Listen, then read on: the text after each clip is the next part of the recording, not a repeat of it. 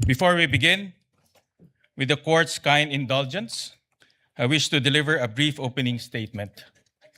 Ladies and gentlemen, distinguished senator judges, sa araw na ito, binubuksan natin ang pagdinig sa kasong impeachment laban sa pangalawang Pangulo ng Republika ng Pilipinas, ang kagalang-galang na Sara Zimmerman Duterte, alinsunod sa ating saligang batas.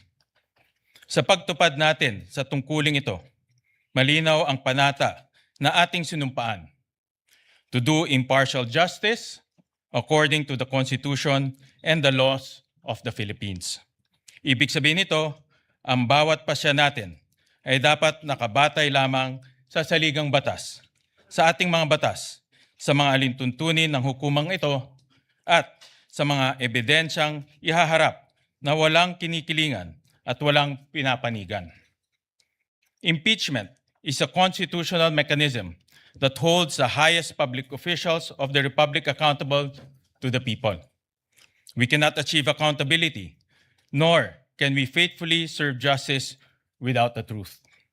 Karapatan ng sambayanan na malaman kung may katotohanan ang mga paratang laban sa pangalawang Pangulo.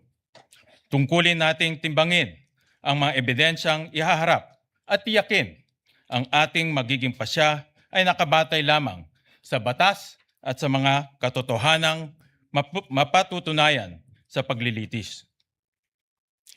Ipagkakaloob ng saligang batas sa Senado ang natatanging kapangyarihang dinggin, litisin at pagpasyan ang lahat ng kaso ng impeachment.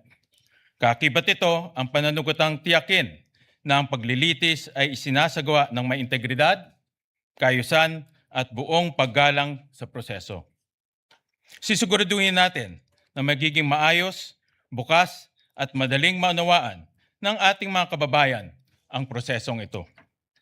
Pagkakaloban, ang magkabilang panig, ang prosekusyon at ang depensa ng sapat at makatarungang pagkakataon upang magharap ng ebidensya, magsuri at magtanong sa mga testigo at mailahad ng buo ang kani-kanilang mga argumento.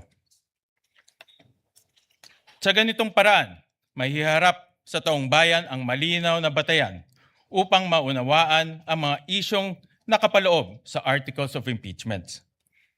Sa kasabayan ng paghahanap sa katotohanan, ang tungkulin natin tiyakin, iginagalang ang mga karapatan ng bawat panig, lalo na ang karapatan ng respondent vice president sa isang patas at makatarungan paglilitis.